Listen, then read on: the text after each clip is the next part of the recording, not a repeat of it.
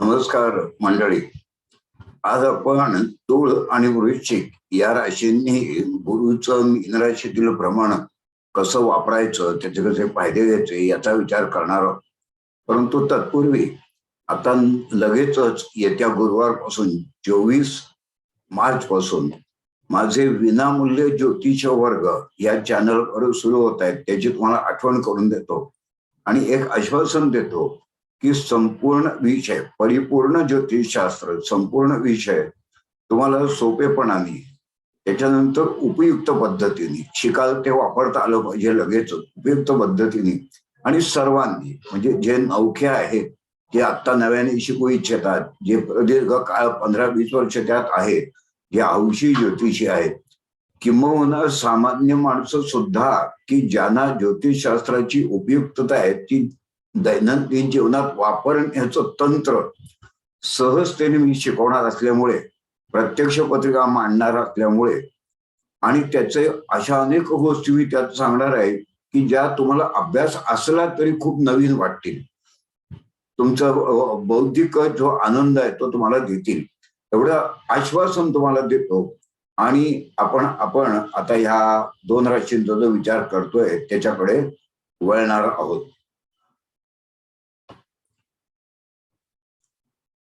आता आपण जो राशींचा विचार करतोय तो पारंपरिक पद्धतीने राशी भविष्य कथनाचं करत नाही आहोत, कारण प्रतिदिन किंवा प्रति महिन्याचं राशी भविष्य सर्व राशींचं तुम्हाला जागोजागी उपलब्ध आहे.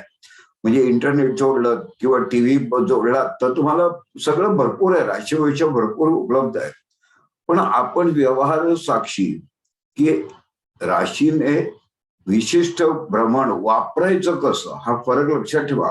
गुरु मीन राशीचा काय परिणाम करतो हे सर्वांसाठी सारखे असतात.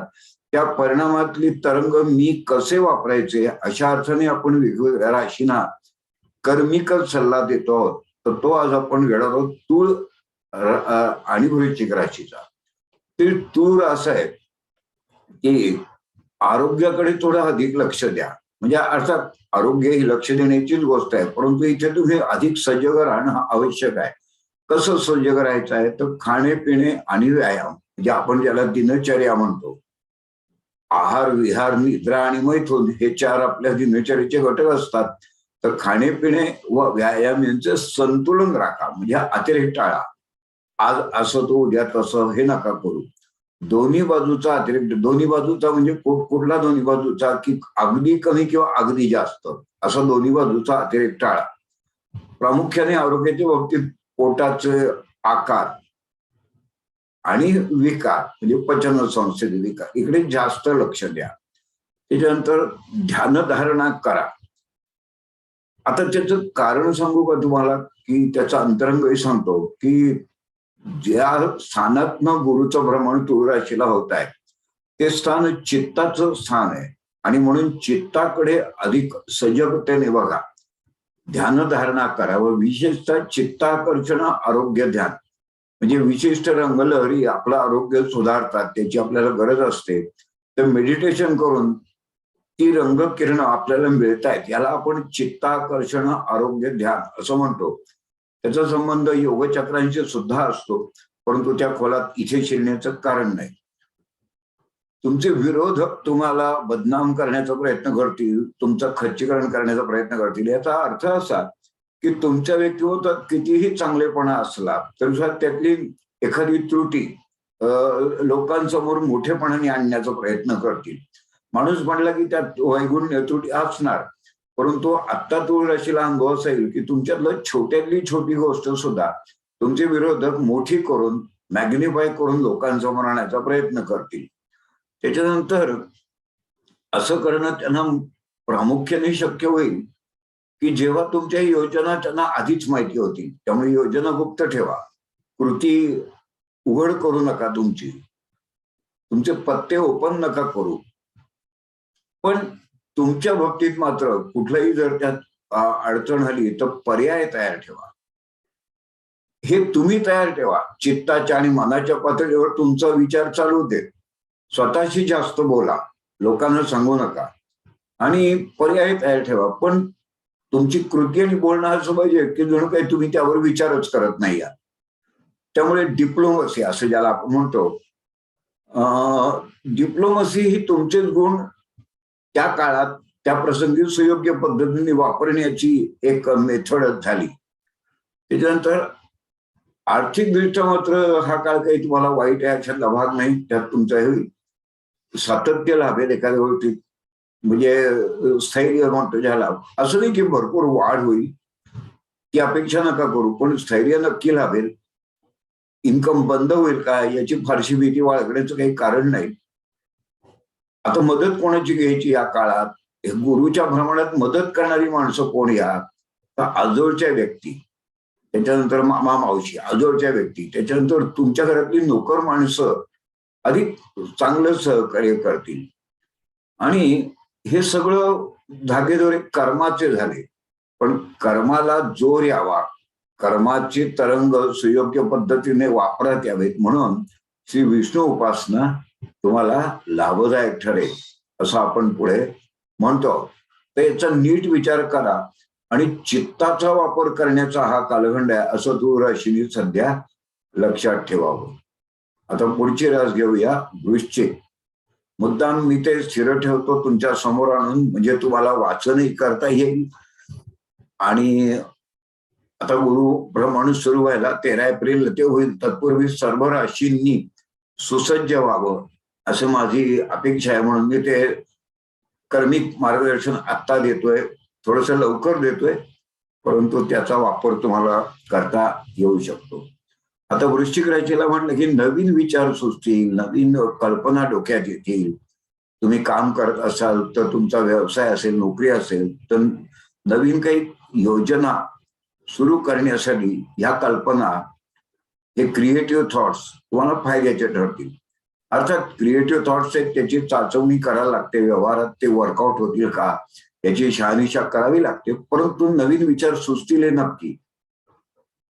नॅचरली तुमचा हे नाविन्यपूर्ण कल्पना, तुम्ही नोकरी करत असाल तर एम्प्लॉयरला मदत करतात.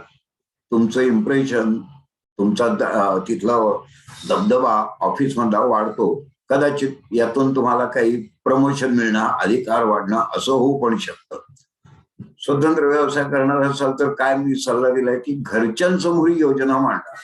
तुम्हाला सुचलं, तुमची कल्पना ही मुळात घरच्यांसमोर योजना मांडा आणि तारतम्याने पुढे जा.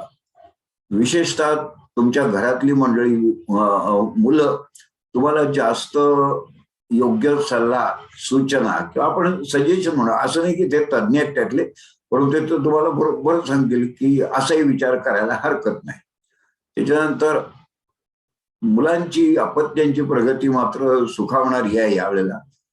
म्हणजे अर्थात त्यांची नॉर्मली काय त्यांची दर्जा आहे अभ्यासातला किंवा प्रगतीतला त्यावर अवलंबून आहे, पण तो वाढेल, तो अधिक सुखाव होईल याची तुम्हाला खात्री बाळगता येईल. आता गोष्टी लिखित स्वरूपात करा याचे दोन अर्थ होतात की जे ठरवलंय ते तुमच्याकडे योजना लिहून काढा. लोकांकडून एखादी गोष्ट कमिटमेंट आहे ती शक्यतो स्पष्ट शब्दात लेखी स्वरूपात घेण्याचा प्रयत्न करा. नक्की म्हणजे अग्रीमेंट करताना टर्म्स अँड कंडिशन बघून करा, ते फायदा आहे तुम्हाला.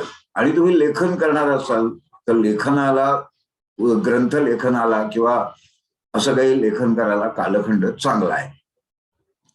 तुमच्या गुणवत्तेची कदर होईल. आता इथे एक फरक लक्षात ठेवा, लोक अप्रिशिएट करतील, कौतुक करतील, टाळ्या वाजवतील, तुमच्याकडे कदर होईल, पण त्या प्रमाणात मोबदला मिळेल असं नाही.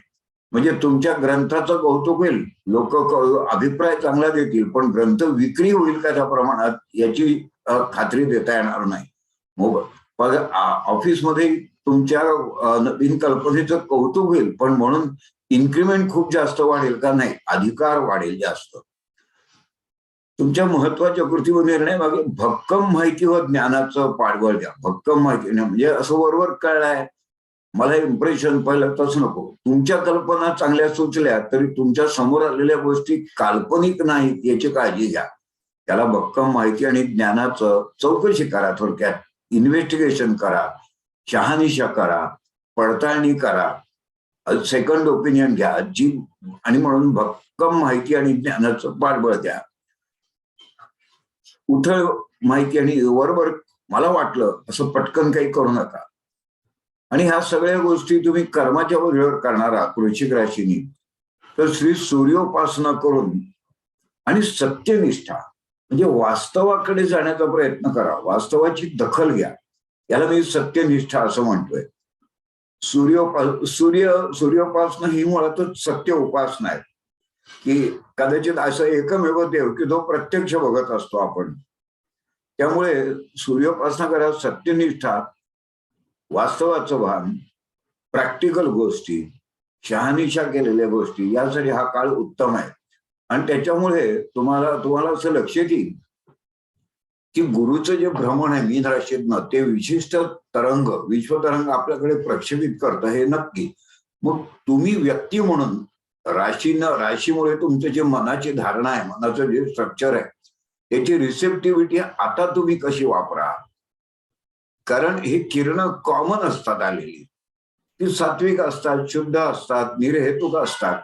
मग तुमच्या हेतूसाठी, तुमच्या उद्देशाने ती कशी वापरायची याचा आढावा मी 2 राशींचा, तूळ आणि वृश्चिकेचा, तुम्हाला सांगितलाय. आता लवकरच 1-2 दिवसात माझ्या उर्वरित राशी, अर्थातच 4 राशी पूर्ण होतील आणि मग त्याची मी प्लेलिस्ट तयार करेन. त्यामुळे तुम्हाला गुरुभ्रमण अशा नावाच्या प्लेलिस्टमध्ये सगळ्या राशी एकत्र मिळतील आणि तुम्हाला आवश्यक आहे ती राशी वेगवेगळ्या लोकांनी पाहावी. आणि हा विषय तुम्हाला अतिशय उपयुक्त विषय आहे. त्याच्यामुळे तुम्हाला शिकायचं असेल तर अगदी लगेचच 24 तारखेपासून ती संधी तुम्हाला मिळतेच आहे. त्याचाही लाभ तुम्ही घ्यावा अशी इच्छा व्यक्त करतो आणि इथे थांबतो. नमस्कार.